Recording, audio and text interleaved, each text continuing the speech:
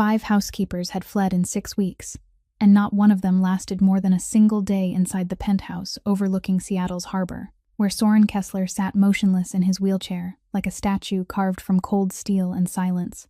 They weren't afraid of his power, though everyone in the city knew the ships that docked at midnight all needed permission from this man. They ran for a reason far more ordinary. Because they couldn't bear to touch a body the whole world wanted to look away from, couldn't stand checking the blood pressure of legs that had been paralyzed for 4 years, inspecting every pressure point on the broad back of a 34-year-old man who'd once been able to break an enemy's neck with one hand. Then Rosa Delgado walked in. She was 27, a single mother with dark hair pulled into a tight knot and strong, capable hands that were used to lifting wounded bodies. A former nurse who'd been stripped of her license over a lie and now took hourly cleaning jobs to pay for her 5-year-old son's asthma medication. She stepped into the room that smelled of antiseptic and pine, and she didn't flinch. Her hands settled on Soren's back with quiet steadiness, no pity in them, just reading the numbers and noting them down. And for the first time in 4 years, the most powerful man on the waterfront didn't clench his jaw when someone touched him. He watched her with eyes gray as steel, waiting for the moment she'd reveal her disgust like everyone before her. That moment never came. And when her phone buzzed with a message from the clinic about her son's dosage, and her hand stilled for half a second, Soren saw it. He said nothing, but he'd seen. And in his world of midnight ships and traitors hiding in shadows, being seen through by a mafia boss could be the thing that saved her, or the thing that destroyed everything she was trying to protect. 5 people before her ran from a body. Rosa stayed, because she'd long grown used to holding up the very people the world wanted to turn its back on. If you love stories about dignity, courage, and redemption found where no one expects it, hit that like button to support us. Share this video with anyone who needs reminding that real strength lives in kindness. And don't forget to subscribe so you never miss a story that touches the heart each week. The first morning passed in a kind of quietness that Rosa gradually came to understand was this man's private language.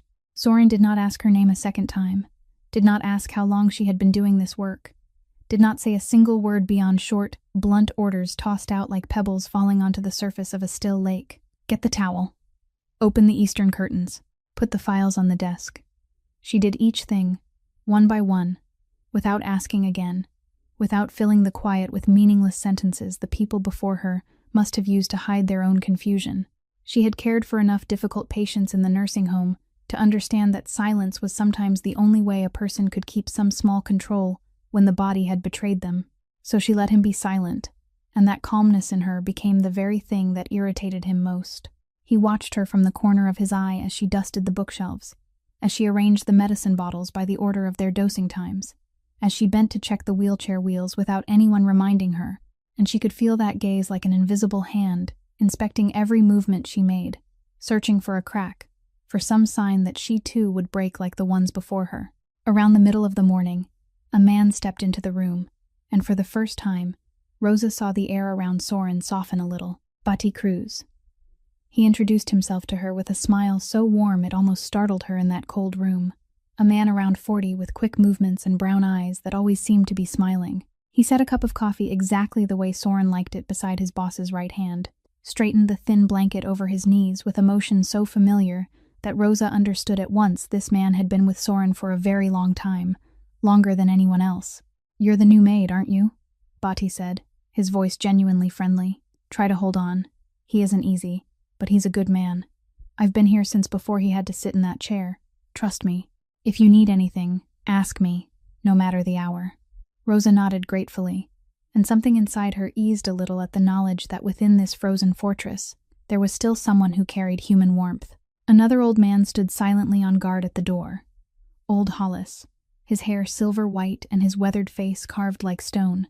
He said nothing, but his eyes missed nothing, and Rosa sensed a watchfulness in him that she could not blame, because she was a stranger in a world where strangers were always a danger. By noon, Soren told her to serve lunch, then pushed the plate away without touching it. Another test, she understood, to see whether she would panic and coax him or show offense. She only quietly cleared the plate and set down a glass of warm water, because people who had been in wheelchairs for many years were often easily dehydrated without realizing it, and she saw his gray eyes narrow slightly, this time not from irritation, but from something close to attention. Late in the afternoon, As she was recording his numbers in the small notebook she always carried, her phone vibrated again, and she glanced quickly at the screen. It was a message from the pharmacy, reminding her that Teo's asthma inhaler prescription was ready but had to be paid for before the end of the day. $320, nearly half of what she would earn for the entire week here. She drew in a breath, slipped the phone into her pocket, and went on working with her face unchanged, because she had learned long ago that the worry of not being able to pay a bill was a luxury that could only be shown when no one was watching. But Soren was watching. He was always watching, and she knew he had seen the way her shoulders tightened and then dropped again in the space of a heartbeat. When she was about to leave, as the sky had already darkened, he called after her in that low, rough voice he rarely used, telling her to come an hour earlier tomorrow, and when she turned back, about to ask why, he had already turned his face toward the harbor, where the ship lights had begun blinking in the dark. She did not understand whether it was an order or something else, but she nodded and stepped out, and all the way back to the cramped apartment where Teo was waiting, she could not shake the feeling that she had just entered a world where every silence hid a question, and every question could be a trap. She did not know that the real trap was smiling at her with warm brown eyes. The next morning, Rosa arrived 1 hour earlier as she had been told, and she quickly understood why. Because the office floor beneath the living quarters was crowded today with unfamiliar people, broad-shouldered men in heavy coats moving in and out with attention held beneath a layer of false politeness. Bati explained briefly as he handed her a tray of water, saying there was a meeting today with several bosses from the northern harbor, difficult men, and that she should stay in the corner and take care of the boss, not pay them any attention. And then he gave her another reassuring smile that made her feel a little steadier. Teo was at daycare, safe many miles away from this place, and Rosa silently gave thanks for that as she stood close beside Soren's wheelchair, ready with the notebook and the small medicine bag she always carried. The meeting began in a coded language she only partly understood. Numbers about output, names she had never heard before, hints about territory and shares, and she realized that Soren controlled the entire room with silence alone. Every time he stopped speaking, the whole group of hard men fell still and waited. But one man sitting at the end of the table grew redder in the face with every passing minute, his voice rising, his fingers tapping again and again against the wood. And Rosa, with the instinct of someone who had worked among people losing control, sensed that something was about to break even before it happened. The man sprang up, knocking his chair over, spat out a curse, and then cold steel flashed in his hand as a knife appeared, and he lunged toward the wheelchair where Soren sat motionless, unable to dodge. Everything happened in an instant. Old Hollis rushed forward to block him. Several of Soren's men surged up. Tables and chairs crashed over. Bodies slammed together in a chaos Rosa only glimpsed in fragments, and the knife was knocked somewhere beneath the table while the man was pinned hard to the floor. But while every eye was on the attacker, Rosa was the only one looking at Soren, and what she saw made her heart clench, because his face was turning an abnormal shade of red, sweat was breaking out in beads across his forehead though the room was cool, and the veins at his temples stood out, pulsing sharply. The knife had never touched him, but he was dying from something else that no one in the room had noticed. Rosa dropped to her knees beside him, and in that moment, she was no longer the timid maid but the nurse who had been forged through hundreds of emergencies. She pressed 2 fingers to his neck to check his pulse, which was pounding fast and frighteningly hard, then looked into his pupils and immediately understood what was happening. An episode of autonomic dysreflexia, a deadly complication in people with spinal cord injuries when the body reacts violently to a stimulus they can no longer feel, sending blood pressure soaring high enough to cause a brain hemorrhage within minutes. "Lift him up!" she shouted, her voice full of such authority that the entire room, still in chaos, froze. "Sit him up right now. Don't let him lie down." Bati was the first to respond. He rushed in and supported Soren's shoulders exactly as she told him, while Rosa quickly loosened Soren's collar, removed his belt, and checked along his body for the source of the stimulus, because she knew something was causing this surge. A tightness, a pressure mark, something his body was screaming about while his mind could not hear it. And she found it. The drainage tube had been kinked beneath the blanket when the chair was shoved during the chaos, a detail so small no one had noticed it, yet enough to kill him. She straightened it with quick, precise fingers, then placed her palm against his chest, counted his breaths with him, looked into his eyes, and spoke in a voice strangely calm amid the turmoil. "Look at me. Breathe out. It's all right. It's passing." And as each second went by, The red in his face slowly faded. The sweat stopped pouring. The pulse beneath her fingers eased back toward normal. And Soren Kessler, the most powerful man in the harbor, the man who had just escaped a knife without a scratch, looked up at the woman who had pulled him out of death's grip with a weapon no one had expected. Her knowledge and her steady hands. The whole room was utterly silent. Men armed with guns standing stunned as they stared at the small maid kneeling beside their boss. And in Soren's gray eyes, for the first time, there appeared something that was not challenge or suspicion, but the bare astonishment of a man who had just realized he had misjudged a human being. That night, Rosa went home with her hands still trembling, and when she pulled Teo into her arms and breathed in the familiar scent of her child's hair, the truth finally came crashing over her like a cold wave. She had seen the knife, had heard the crash of chairs and tables overturning, had smelled the scent of real violence in that room, and she suddenly understood that the world she had just stepped into was not a place for a mother with a 5-year-old child sleeping in her arms. If that knife had not been knocked away, if that chaos had spread to where she stood, who would take care of Teo? Who would wake in the middle of the night when he struggled to breathe? Who would pay the bills that never stopped piling up? She stayed awake almost the entire night, and by morning she had made her decision. She would resign. She would find another job, one that was safer, no matter how low the pay, because no amount of money was worth risking Teo losing the only mother he had. She arrived at the penthouse with a small bag holding the few personal things she had left behind, ready to say goodbye. And she found Soren in his office, where the morning sun slanted through the enormous glass windows overlooking the harbor. "I'd like to resign," she said, her voice calm but firm. "Thank you for giving me the opportunity. But I have a child, and what happened yesterday means I can't continue. I'm sorry." She lowered her head, placed the notebook of his readings on his desk like a final farewell, then turned toward the door, and she thought he would let her leave in silence, the way he did everything else in silence. But his voice rose behind her, rough and low, not an order, but something she had never heard from him before. "Wait." She stopped, not turning around, and in the lengthening silence she heard the sound of the wheelchair rolling over the wooden floor, coming closer. 4 years, he said, and his voice sounded as though every word had to be dragged out of some deep place he had kept locked for a long time. "For 4 years, I haven't let anyone touch me without gritting my teeth."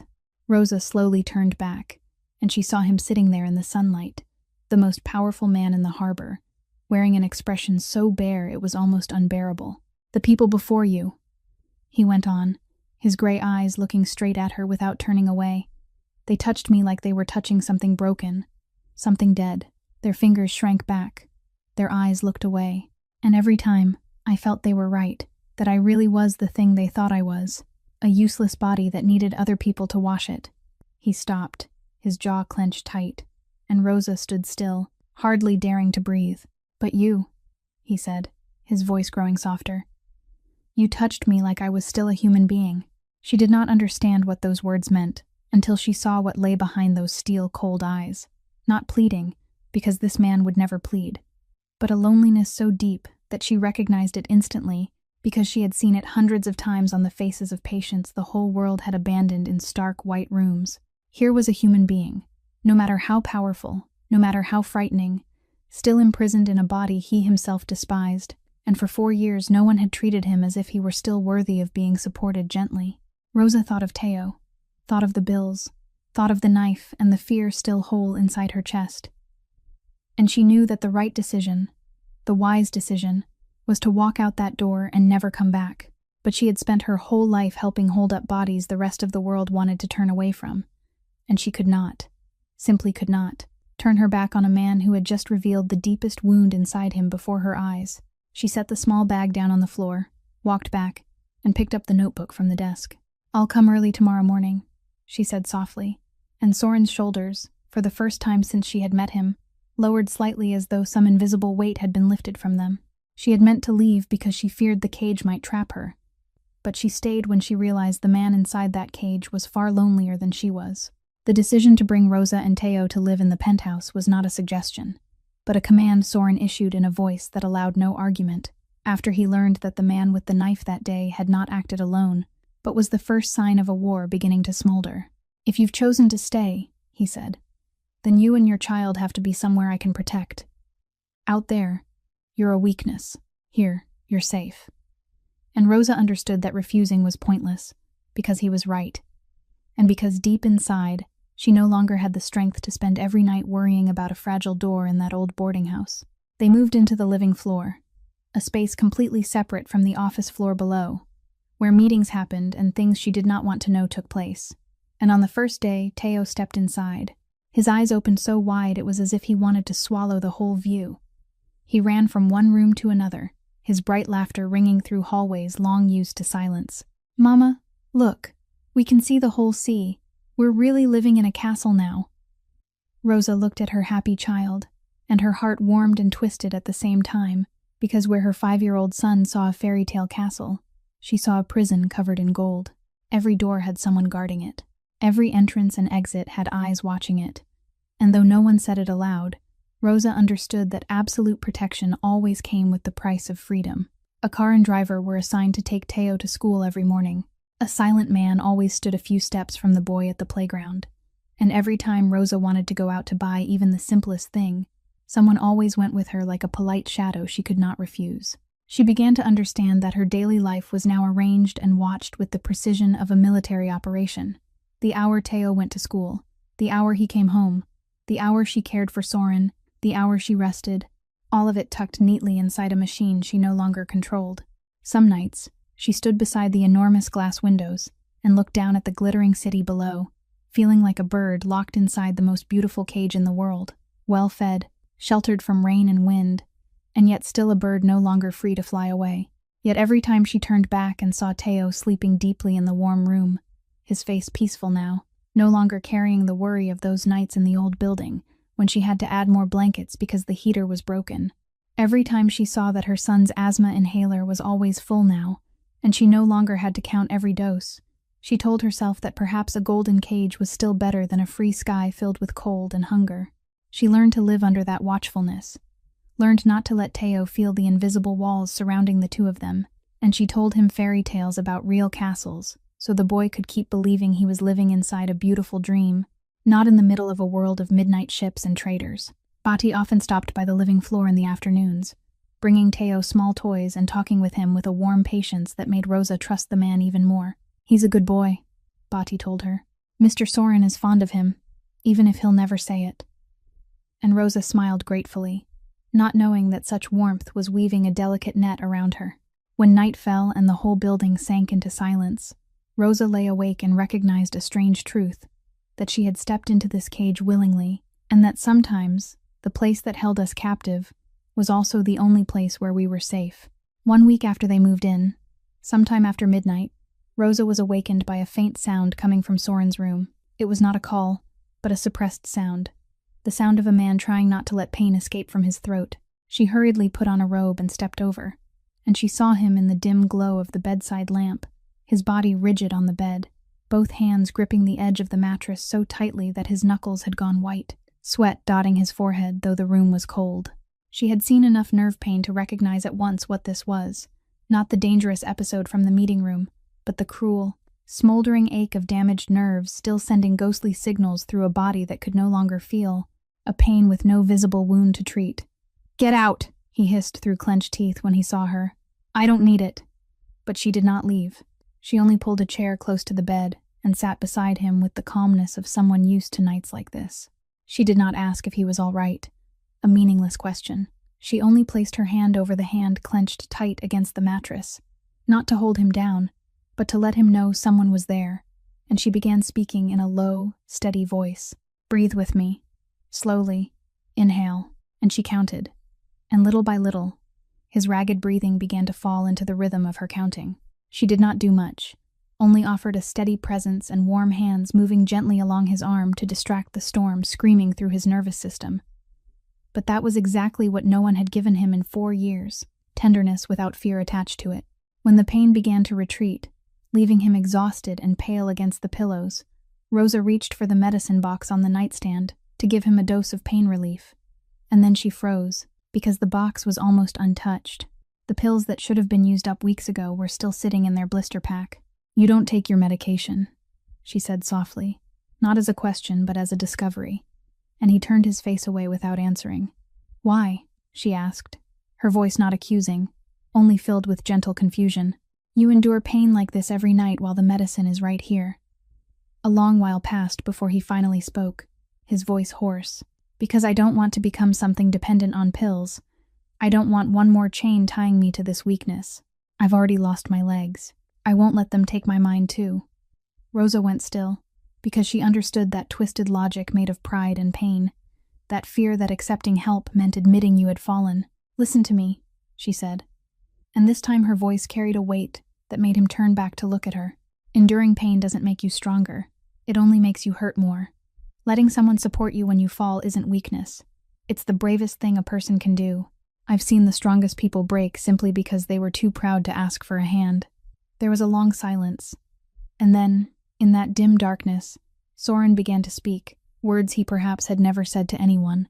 "People think I lost my legs in an accident," he said. "But it wasn't an accident. That elevator had been tampered with. And it wasn't meant for me. It was meant for my brother, Lucas." Rosa sat completely still, hardly daring to move, feeling that she was touching the very wound that had shaped this man. "Lucas was the one who was supposed to take over all of this," he continued, his voice breaking into pieces. "He was the better man. And that day we were standing in front of that elevator, and I told him to go ahead. I pushed him to step in first so I could finish a phone call. Just a few seconds. Then the doors closed, and I never saw him again.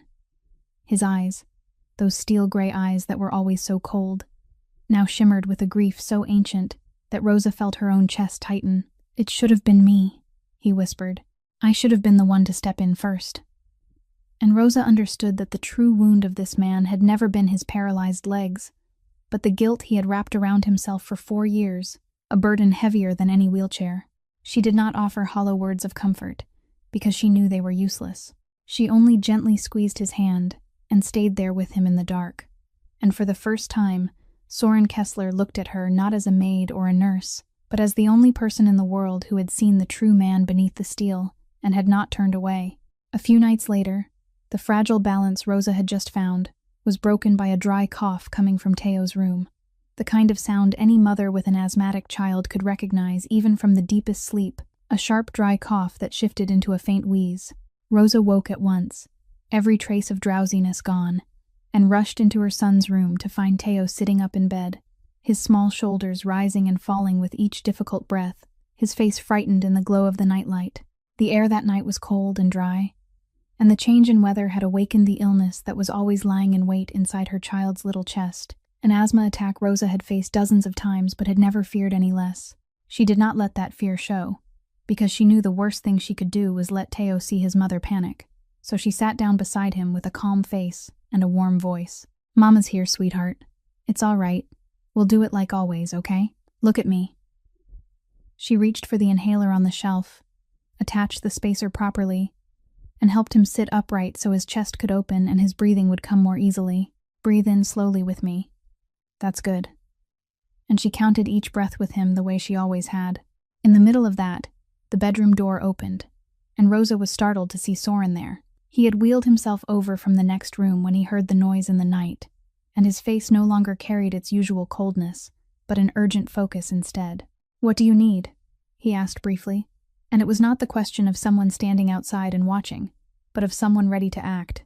For a moment Rosa went still, because for 4 years this man had only known being cared for by others, and yet now he was asking what she needed so he could help her child. "The humidifier in the bathroom cabinet," she said quickly, "and warm water." He did not call a servant, did not ring for anyone. He wheeled himself over and managed to take the machine out of the cabinet with hands accustomed to entirely different things, then brought it back, plugged it in, and poured in the water while Rosa stayed focused on her son's breathing. Then Soren did something that surprised Rosa even more. He wheeled close to the bed, level with the frightened boy's eyes, and in that deep voice that usually made grown men fall silent, he spoke to Teo with a gentleness Rosa had never heard before. "Hey, young man, when I was your age, I had trouble breathing too sometimes. But you know something? You're much stronger than this attack. Just look at your mother and breathe with her. It'll pass."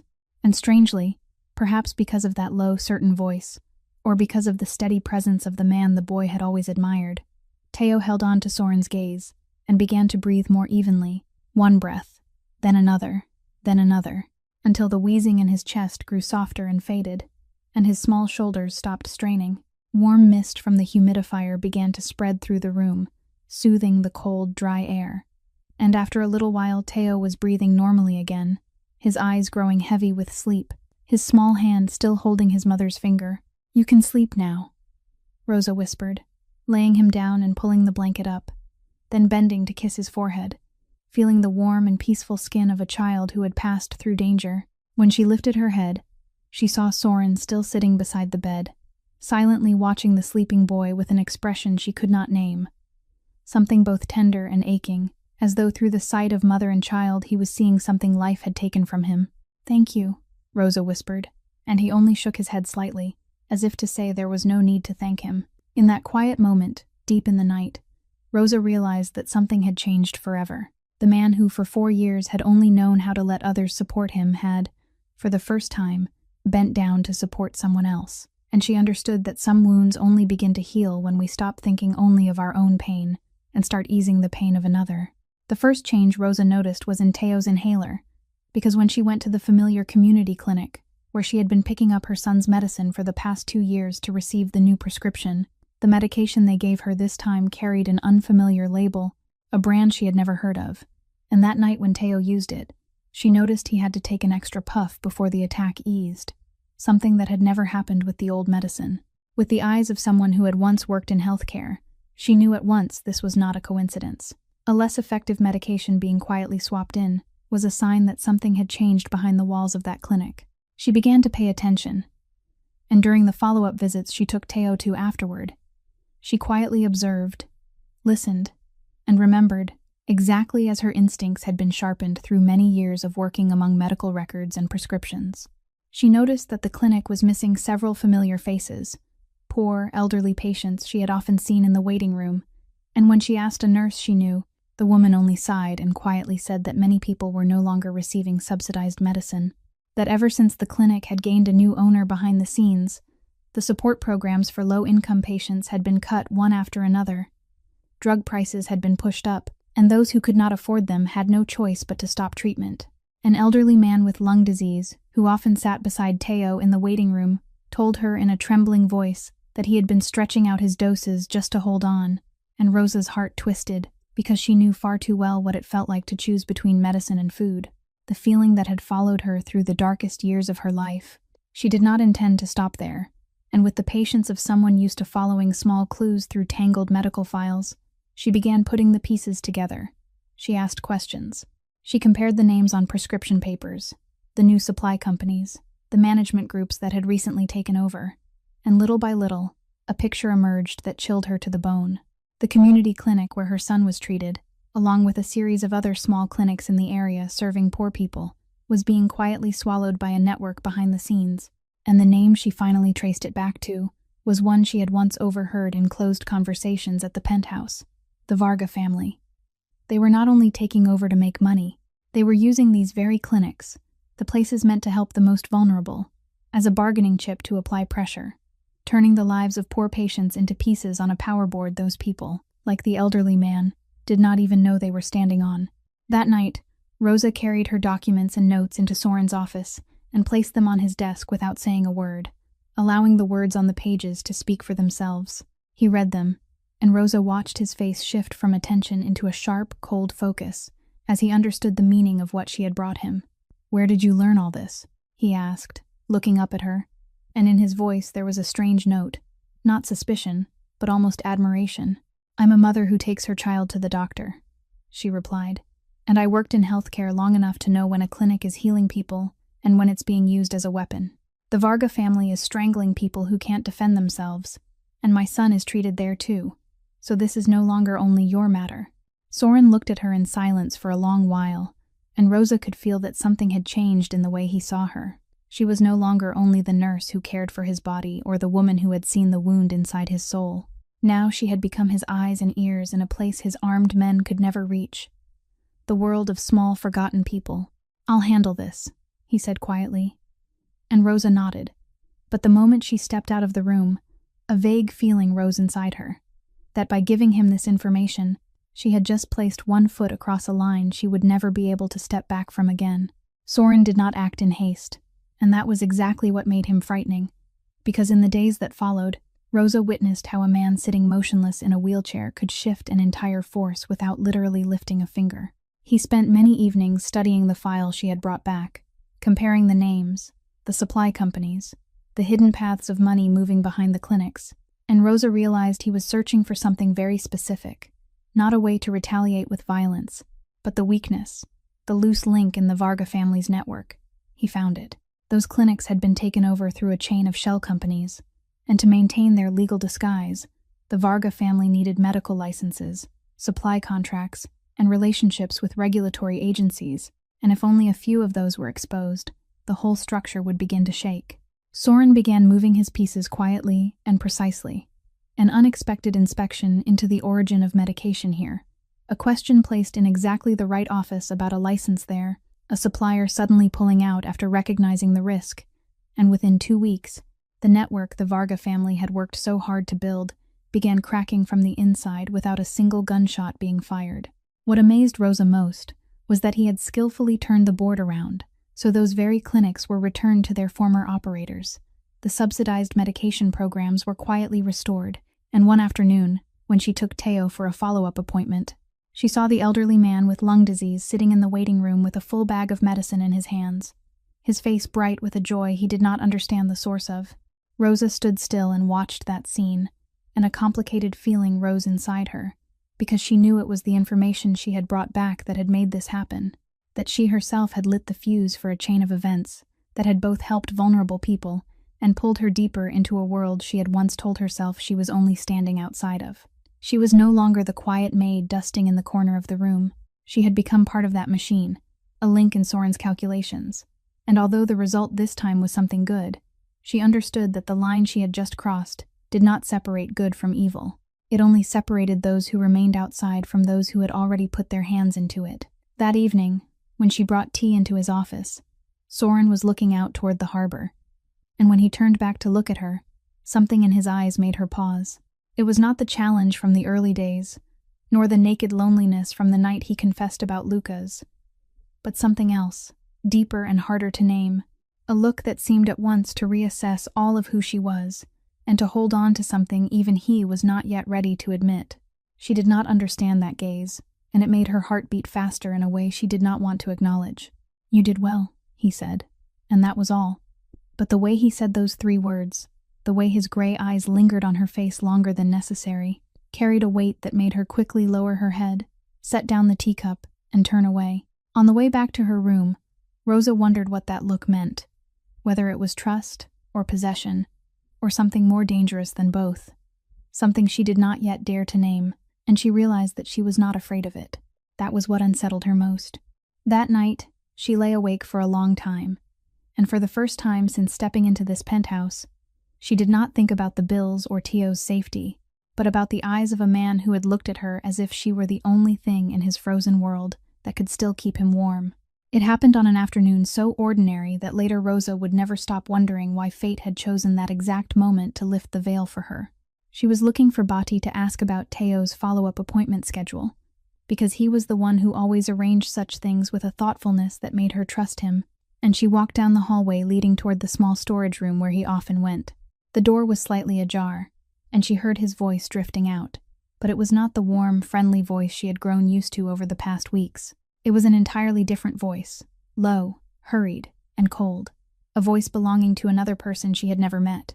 Rosa froze in the darkness of the hallway, her hand resting on the doorframe but not pushing the door open, and a watchful instinct sharpened through years of living in danger made her stand still and listen. He was speaking on the phone with someone, and the words she heard came in fragments, but they were enough to send a chill down her spine. He talked about everything still being under control, about needing more time, about how he would suspect nothing, and then, in the middle of that conversation, he mentioned a name Rosa knew too well after all the nights she had spent piecing documents together, a name belonging to the Varga family. She stood stunned, her heart pounding hard, then quickly stepped back a few paces before the call ended, forcing herself into a hidden corner until she heard Bati come out and walk in the other direction. Once she returned to her room, Rosa sat on the edge of the bed, her hands clenched together, trying to arrange the pieces spinning through her mind. Bati Cruz, the devoted man who had been beside Soren even before he had to use a wheelchair. the man who brought his coffee exactly the right way every morning, the man who brought toys for Teo and spoke to the boy with warm patience, the man this entire building regarded as the boss's indispensable right hand, had just spoken the name of Soren's greatest enemy in a voice she had never heard before. Maybe she had misunderstood, she told herself. Maybe it was part of some job. Maybe Bati was watching the Varga family under Soren's orders. There were 100 harmless explanations for what she had just heard, but that voice kept echoing in her mind. That calculating coldness hidden beneath the warm mask she had trusted all this time, and the instinct of someone who had seen too many human faces not to know when a smile was real and when it was only a mask. That instinct was screaming inside her that something was terribly wrong. She thought about telling Soren, and at once she understood that she was standing at the edge of an abyss. Who was she in this world? A maid, an outsider who had only arrived a few weeks ago, while Bati was the man Soren had trusted through the darkest years of his life. If she went to him and said that his most loyal right hand might be a traitor, based only on a scrap of conversation overheard through a half-closed door, with no proof in her hands, then what would she become in his eyes? An ambitious outsider trying to stir up division, a snake he had brought into his home. The fragile trust she had only just built with Soren could shatter in an instant, and worse, if she was wrong, she would destroy the faith between two men, whose unity might be the only thing keeping this entire world from collapsing. But what if she was right?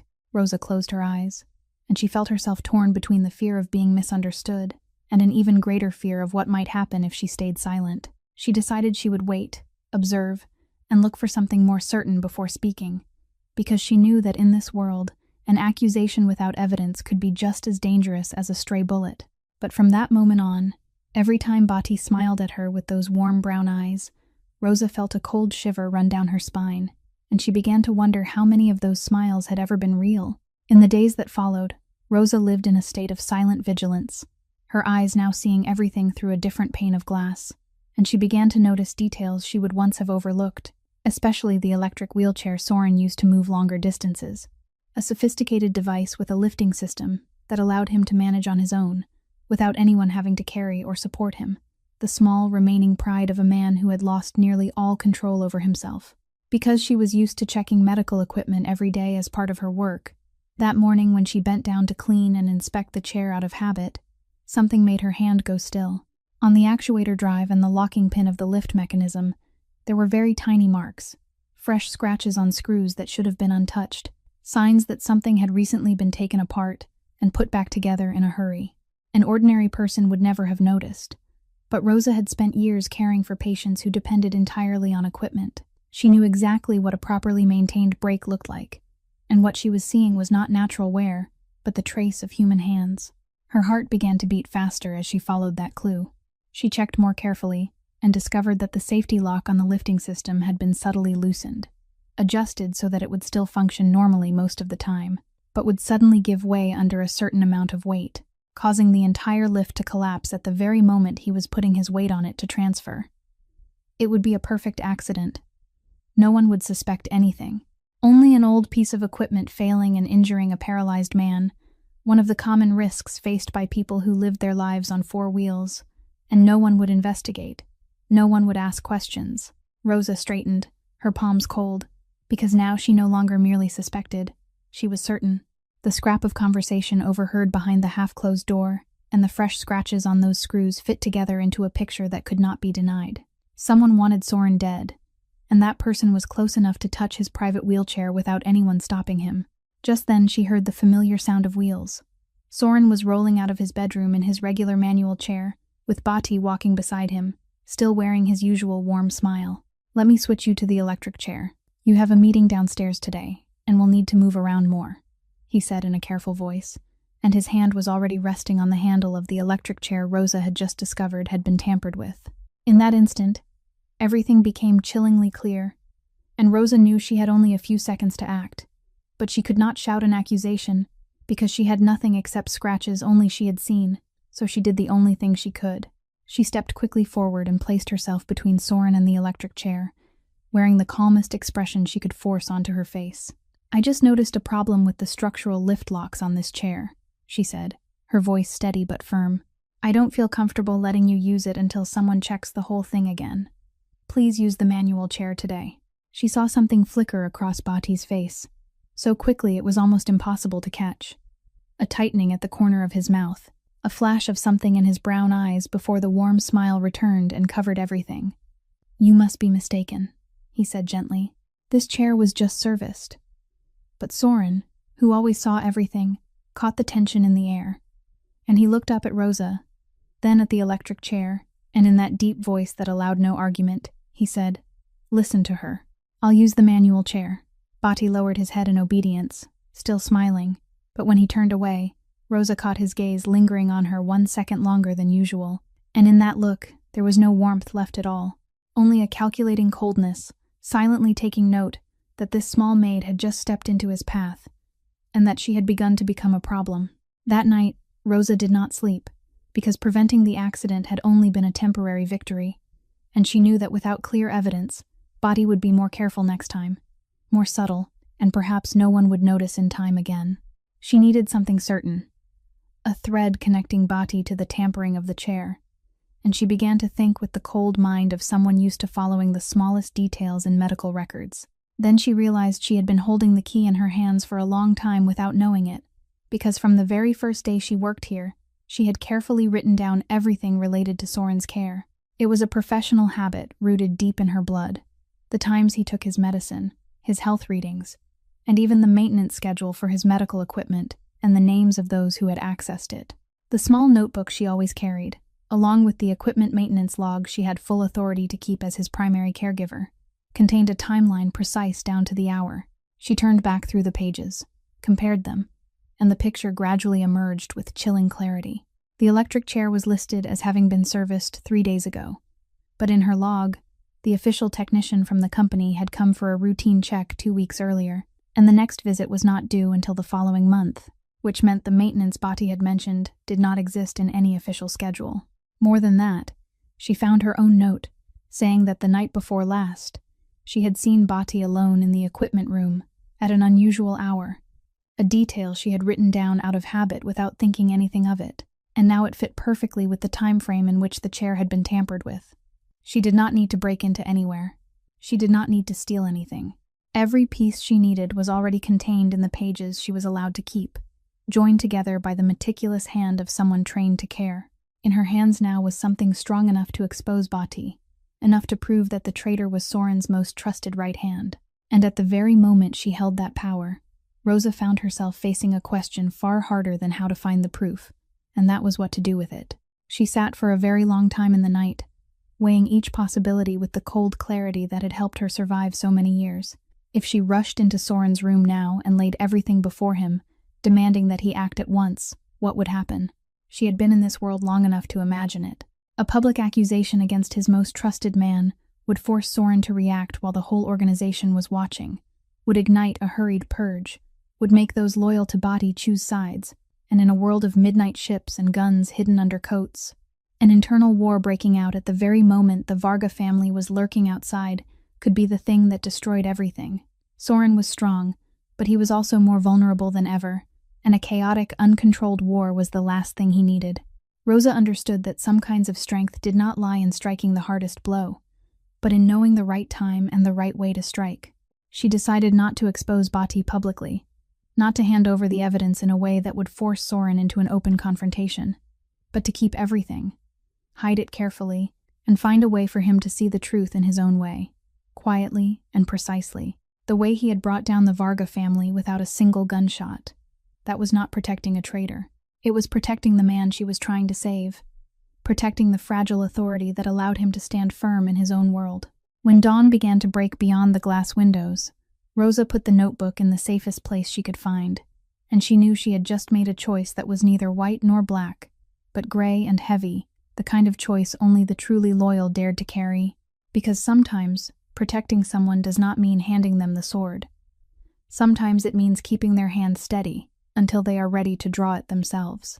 Nothing escaped Soren's eyes, and Rosa should have known that stopping him from using the electric chair that day because of the brakes could not help but make him ask his own questions. In the days that followed, she felt him watching her differently, not with the scrutiny of those first days, but with the sharp attention of a man putting scattered pieces together, and she knew it was only a matter of time. That evening, he summoned her to his office, and when she stepped inside, he was sitting with his back to the door, looking down at the harbor. On the table before him, the electric chair had been partly taken apart, its brakes and locking mechanism exposed beneath the light. "I had someone inspect it," he said without turning around, his voice low and dangerously flat. "And they told me these brakes weren't broken. They were tampered with, adjusted to cause an accident." He turned his wheelchair to face her, and those gray eyes looked straight at her without blinking. "You knew this," he said. It was not a question. Rosa stood still, and she understood that this moment had arrived, the moment she could no longer avoid. "Yes," she answered, her voice calm though her heart was pounding. "I knew." Soren was silent for a long while, and when he spoke again, his voice had grown quieter but sharper than a knife. "You know who did this." That still was not a question, and Rosa understood that lying now would be a betrayal of the only thing slowly growing between them. "I have notes," she said. "I compared the times, put the details together, and I'm certain I know who did it." "Then why?" he asked, and for the first time, she heard something trembling beneath the steel in his voice. "Why didn't you come to me at once? Why did you keep it to yourself? Do you understand how dangerous that was?" Rosa drew in a breath, and she spoke the thing she had waded through so many nights. "Because it wasn't my place to start a war," she said. "It was yours to end it. If I had rushed in here that night and thrown everything in front of you, demanding that you act at once while the whole organization was watching, you would have been forced to react too quickly, and a chaotic purge inside your own ranks, at the very moment the enemy was waiting outside, could have killed you faster than any failed break ever could. I didn't hide it to protect whoever did this. I hid it to protect you, so you could choose your own time and your own way, quietly and precisely, the way you always do." A long, breathless silence filled the room, and Rosa saw something on Soren's face begin to change.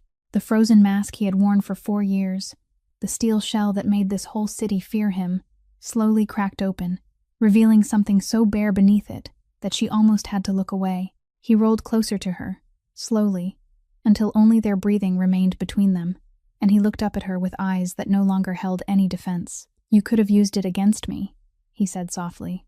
"You could have sold it to the Varga family. You could have done anything with that kind of power. But you chose to protect a man who couldn't protect himself." "I haven't trusted anyone in 4 years," he continued, his voice breaking. "But I trust you." He lifted his hand, and the hand once known for bringing terrible things into motion now trembled as it took hers, not with rough possession, but with a tenderness almost like reverence, and he held it as though he were holding the most precious thing he had never dared believe he deserved. Rosa did not pull away, and in that moment, no words needed to be spoken, because the way he held her hand, the way his eyes looked at her as though she were the only thing keeping him tied to this life, had already said everything. She was his, not like a possession, but like a piece of his soul he had lost long ago and had finally found again. And for the first time, since that fateful day before the elevator, Soren Kessler felt he was no longer alone. Body was no fool, and when the scheme with the electric wheelchair failed, when he realized he had been stripped of his direct path to Soren, he understood that someone had traced him, and he did not need to guess for long to know who it was. The small maid who had stepped in at the decisive moment, the woman with eyes that watched too closely and hands that knew too much, she was the new obstacle, and a man backed into a corner is always the most dangerous kind. He could no longer reach Soren, but he realized he could aim at the thing that had now become the boss's weakness, and also the way to break the will of the very woman standing in his path. That morning, among a stack of letters and packages brought up to the penthouse as usual, there was an envelope with no sender set apart from the rest, and when Rosa opened it as part of her usual task of sorting Soren's mail, a plain white card fell out. There was no open threat on it, no gruesome image, only a few lines written by hand in neat, cold script. But it was precisely their calmness that made the blood in her body freeze. The card recorded her own schedule with chilling accuracy, the hour she left the penthouse each morning, the route she walked to the small grocery store on Wednesday afternoons, the corner coffee shop where she sometimes sat alone for her rare 15 minutes in the middle of the day, even the chair she usually chose by the window. Everything was written down in careful detail, as if someone had been following every step she took for weeks without her ever knowing. And on the final line, there was only one sentence. "We know all your habits. You're not safe anywhere the way you think you are." Rosa stood frozen in the sunlit room, the card trembling in her hand, and a cold fear she had never felt even on the night with the knife seeped all the way into her bones. This was not the threat of an impulsive man. This was the calculation of someone patient and cold. Someone who wanted her to know he could reach her whenever he wished. That all the walls protecting her were only an illusion. Her first instinct, the fiercest instinct, was to run to Teo's room and check whether he was all right, and only when she saw him sitting peacefully and drawing pictures under the nanny's watch did she finally breathe again. At once, she made one decision, that no matter what happened, she would never let the dark shadow of this world touch her child, that this card was her matter alone, and she would keep it that way. She brought the card to Soren, and she watched his face as he read it, witnessing a transformation that made even her shiver. He did not become angry in the way men usually became angry. He did not shout. He did not slam his hand on the desk. Instead, his whole being grew frighteningly still, an icy stillness like a frozen lake covering floodwaters surging underneath. The temperature in the room seemed to drop by several degrees, and when he looked up, his gray eyes were no longer steel but something even colder, sharper, carrying the promise of absolute punishment. "He dared," he said, his voice so soft it was almost a breath. But those two words contained a cold fury that made Rosa understand Batty Cruz had crossed a line with no way back. "He thinks he can touch you to frighten me," Soren continued, and a smile with no warmth in it passed briefly across his mouth. "But he just told me exactly what he's afraid of. He's afraid of you." He reached out and took her hand, and this time that hold was both protection and a vow. "No one touches you," he said. "Not while I'm alive." And Rosa, standing between fear and a strange warmth rising in her chest, understood that the war had now become theirs alone. Soren's plan was woven with the cold precision of a man used to calculating every move before his opponent even had time to place a hand on his own piece. "He thinks you're my weakness," he told Rosa inside the closed office. "Then we'll let him keep believing that." Batty knew that if he touched her, Soren would have to appear in person, and that would be when he showed himself. He would not be able to resist that opportunity. The idea sent a chill through Rosa, because it meant she would have to place herself directly inside the aim that Card had drawn around her, turning herself into bait to lure the beast out of its den. Soren laid out every detail, a meeting arranged at a warehouse in his harbor territory, a place that would look exposed but would in fact be surrounded by his men from every side, and she would be the one to appear there, visible enough for Batty to believe this was the chance he had been waiting for. "My people will be everywhere," he reassured her. "You'll never truly be alone, even if it looks that way." Rosa listened, and as he spoke, something inside her began to move, because she was not the kind of woman who could simply stand still as bait and wait for someone else to save her.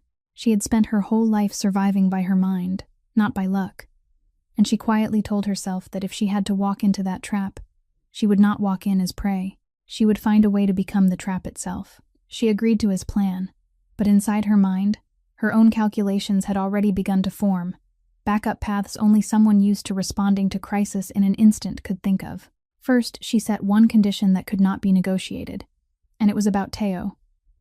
"My son stays completely outside this," she said with such firmness that Soren had no choice but to nod. "He must not be anywhere near anything that's about to happen. He mustn't even know something is going on." They agreed that Teo would be taken to a safe house in the suburbs, a quiet place far from the city, under the care of old Hollis, the only person besides Soren whom Rosa now trusted fully, the old veteran with silver hair and a loyalty that had been tested across the years. When Rosa packed her son's things and told Teo that he was going on a little vacation for a few days at a house with a big garden and Uncle Hollis, the boy cheered with delight, innocent and unaware that the trip was meant to keep him absolutely safe from the storm about to break.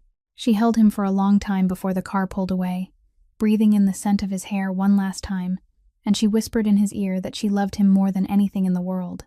Then she watched the car disappear from sight with a deep relief, because now, no matter what happened to her child would be safe. Once only the two of them remained, Soren and Rosa reviewed the plan one final time, and there was one detail that caught Rosa's attention, because in order to move to the warehouse and manage inside that wide space, Soren would need to bring his electric wheelchair and mobility support equipment with him, which meant there would be a medical equipment technician accompanying them to make sure everything ran smoothly throughout the meeting. Rosa kept that detail in her mind, a device, a technician, an element belonging to her world, the world of medical machines, and the people who operated them, and though she could not yet picture everything fully, some part of her professional instinct gave a faint ache, as if sensing that this small and seemingly harmless detail might become the thing that decided everything. The night before the appointed day, Rosa did not sleep. She sat by the window looking down at the dark harbor, her palms cold but her mind strangely sharp and clear. And she told herself that she had gone too far to step back now, that the woman who had once only known how to lower her head and accept jobs people handed her out of pity was about to step into a game of life and death, and she would not enter it as a pawn, but as the one who would decide the game. The warehouse lay still at the edge of the harbor beneath the jaundiced yellow light spilling down from the tall steel posts, a vast open space where rows of stacked cargo created countless hidden corners, and Rosa stepped into it, with a heartbeat that was strangely steady, because she had decided that fear was a luxury she would not allow herself now. Soren sat nearby in his wheelchair. Beside him the mobility support equipment that had been brought along exactly according to plan, and his men, though invisible to the naked eye, were hidden throughout the dark corners, waiting for the signal. Just as expected, before long a man in a medical technician's uniform walked in carrying a toolkit, introducing himself as the person sent to inspect Mr. Kessler's equipment before the meeting, and everything about him was perfect. The proper uniform, the badge on his chest, the confident gestures. No one else in the room suspected a thing, but Rosa, who had spent her entire career among medical devices and the people who operated them, felt that something was wrong from the very moment he began working. She watched him pick up the diagnostic scanner connected to the equipment, and his hand held it the wrong way. He gripped the calibration probe, which should never be touched directly, a mistake no real technician would make even once. Then she saw him glance at the readings on the screen without reacting at all to a number that should have made anyone in the field stop and check. He read it as though reading a language he did not understand, nodded for show, then moved on to another task. Inside Rosa, everything became chillingly clear. This man was not a medical technician. He was only wearing the shell of one, and if he had come here in this disguise, then he had not come to fix a machine but to do something else. And she knew Bati was somewhere very close, waiting for the right moment. This was when the bait had to become the trap, and Rosa did not hesitate. Instead of panicking and running or waiting for someone else to act, she stepped closer with the calmness of a colleague. And in the most natural, professional voice she could manage, she said, "Let me help. That sensor needs to be recalibrated first, or the readings will be wrong." She placed her hand on the equipment as though she were working with him, close enough to see his hand pause in confusion, close enough to confirm one final time that he did not understand a single word of the terms she had just used. And then, with the quick mind of someone who had once operated warning systems in a hospital, she did the thing no one expected. She reached out and pressed the emergency alarm button attached to the equipment, the one designed to call for immediate medical help when a patient was in danger, and a shrill siren and a burst of red light suddenly erupted, tearing through the stillness of the warehouse. In that moment of chaos, the imposter froze in shock, disoriented by the assault of sound and light. And those were the few decisive seconds Rosa had created. The alarm was also the signal that broke the formation. Soren's men rushed out from the dark corners at once, and in the wail of the siren, the imposter was subdued before he could pull out whatever he had hidden in the toolkit. But more important than that, the sudden chaos forced the true man behind it all to reveal himself, because from behind a row of cargo crates, Bati stepped out, his face stripped completely of the false warmth he had worn for so long, leaving only the twisted coldness of a man watching his plan collapse. He understood then that he had been led into a trap, that the woman he had seen as weak prey was in fact the one who had cast the net, but that realization came too late. Soren's men had closed the circle from every side, and Bati Cruz, the traitor who had hidden for years beneath the mask of loyalty, was blocked with no way out. Through it all, Soren sat motionless in his wheelchair, but his eyes were locked on Bati, with a calm more frightening than any rage. And when the alarm finally fell silent, leaving behind a heavy stillness, he spoke only one sentence in a voice low and cold as ice. "Hello, Bati. I've been waiting for this moment for a long time." And Rosa stood in the middle of the warehouse, her heart still pounding but her head held high, understanding that she had not merely survived. She had won, not with strength or weapons, but with the very thing people had underestimated in her all her life, the hands and mind of someone trained to care. Dealing with Bati did not unfold loudly the way people often imagined things in this world would. with no bloody revenge, no theatrical cruelty, but instead with a silence far more frightening, because Soren had never been a man who needed noise to prove his strength. His men took Bati away, and before he was led out of the warehouse, Soren lifted one hand and signaled for them to stop. He wanted to look one last time into the eyes of the man who had betrayed him.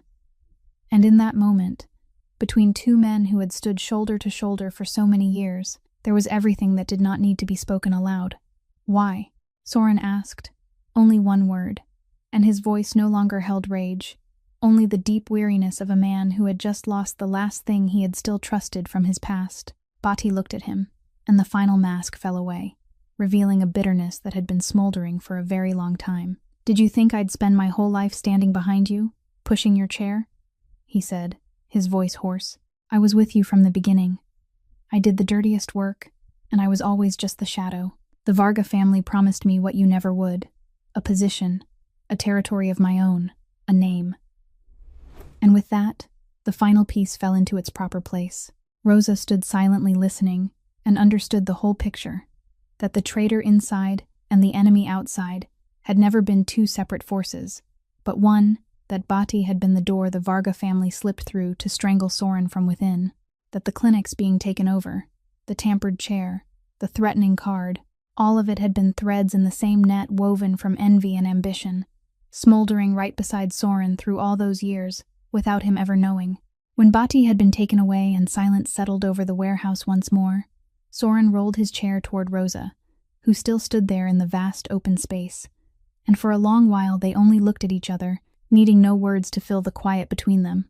"You could have been hurt," he said at last, and in his voice there was a rare tremor. "The plan was supposed to let my men act, but you handled it yourself before they could even reach you." Rosa smiled faintly, a tired smile filled with quiet pride. "I'm not very good at standing still and waiting to be saved," she replied. Soren looked at her for a long time, and then he said the words Rosa would remember forever, a sentence that held all the admiration he had for her. "You were never the bait, Rosa. You were the trap." In the way he spoke those words, there was a recognition deeper than any compliment, because he was not looking at her as a woman who needed to be sheltered, not as a weakness that had to be guarded, but as an equal, a sharp mind and a resilient will that had done what even his whole armed force could not do, unmasking the traitor through her own intelligence and courage. Rosa felt the weight of those words, and she understood that some victories did not lie in defeating an enemy, but in finally being seen for who she truly was, valued not only for her gentleness or sacrifice, but for the very intellect and inner strength the world had always ignored. The threat had passed, the traitor had fallen into the net, and the door the Varga family had used to enter had been sealed shut. But what remained in Rosa's heart as she stepped out of the warehouse beneath the night sky of the harbor was not the feeling of someone who had just escaped danger, but the strange and warm feeling of someone who, for the first time in her life, had been allowed to stand with her back straight in a world that had always wanted her to keep her head bowed. A few weeks after the storm had settled and life in the penthouse slowly returned to a peaceful rhythm, on an afternoon when golden sunlight stretched across the harbor water, Soren called Rosa into his office, and this time, there was no trace of the tension from the old days between them, only a quiet warmth. On the desk in front of him were two things, and he pushed the first one toward her, a folder with an official seal. And when Rosa opened it, her hands began to tremble, because inside was her nursing license, fully restored, along with documents proving that the old false accusation that had driven her out of the profession she loved had now been brought into the light, and her name had been completely cleared. "I had people investigate everything from the past again," he said softly. "The truth has been exposed. The person who framed you back then has had to take responsibility, and now there's nothing left to stop you from returning to the work you were born to do."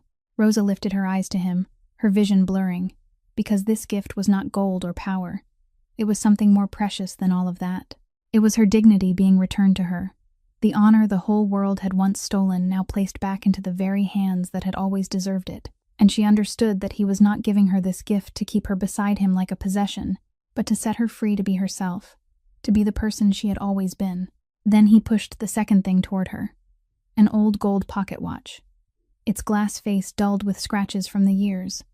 And when Rosa picked it up, she felt not only the weight of the metal, but the weight of an entire story. "This belonged to Lucas," he said, his voice softening the way it always did whenever he mentioned his late brother. He always carried it with him. He said time is the one thing we can never buy back. For 4 years, I couldn't look at it without hurting. But now I want you to keep it, because you're the one who taught me that time isn't meant to be spent gnawing on what we've lost, but on holding up the people who are still here. Rosa closed her hand tightly around the watch, and she understood its true meaning. This was not a proposal. It was not a chain binding her. It was a deep recognition that she had become the one who kept the rhythm for the small family 2 wounded people had built together from the broken pieces of their lives. 2 people once brought to their knees by life. A man who had lost his legs and his faith.